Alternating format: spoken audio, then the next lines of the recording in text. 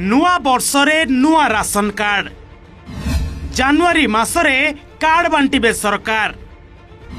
Approve होईछि 15 lakh नुआ ration card.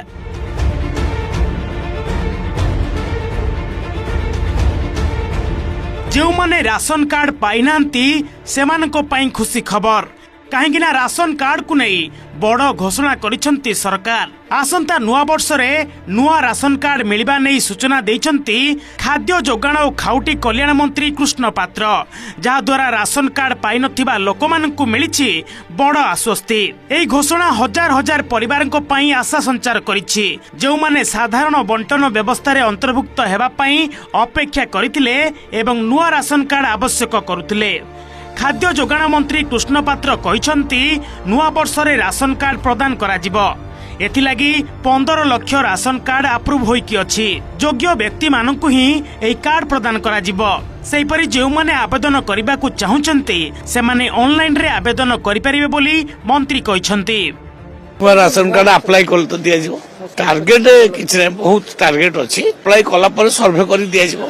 जो माने एलिजिबल हेबे सेवन पाइबे। 15 लाख राशन कार्ड हम पाखरे अप्रूव होइक अछि। मोर कहया कथा जो माने अप्लाई करिवे से माने ऑनलाइन अप्लाई करियो पड़िबो। सरकारी तथ्य अनुसार ए पर्यंत प्राय 6,39,000 हिताधिकारी राशन कार्ड पाई सारी। तेबे आगामी दिन में अर्थात जनवरी मासरे बाकी अनुमोदित कार्ड बंटन करा बोली निष्पत्ति निया जाइछि। सेपटे गणमाध्यम को मंत्री आहरी मध्य कहिसंती जे प्राय 15 लाख राशन कार्ड पूर्वरु मंजूर हो सारी एवं पर्यायक्रमे योग्य हिताधिकारी मानंकु यह बंटन करा जिवो। से स्पष्ट करिसंती जे उपयुक्त जांच परे केवल योग्य आवेदनकारी माने राशन कार्ड पाइबे।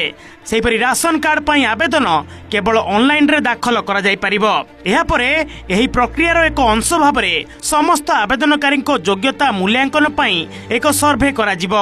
जांच प्रक्रिया समय रे जेउ माने योग्य बोली जणा पड़िबे सेमानकु राशन कार्ड प्रदान करा जिवो। पाइलेनी 6,39,000 पाइलेनी, आहुरी अनेक पाइबे। माने अप्लाई करिवे ता सर्वे करा हबो। जो माने एलिजिबल हेबे सेमान पाइबे। राज्यर समस्त योग्य परिवार को राशन बंटन व्यवस्था रे अंतर्भुक्त करिबा पई राज्य सरकार निजर प्रतिबद्धता को पुनर्बार दोहराइछंती। सेहिपरि आवेदनकारी मानंकु सरकारी ऑनलाइन प्लेटफॉर्म माध्यम रे आवेदन करिबा को अनुरोध करिसंती सरकार।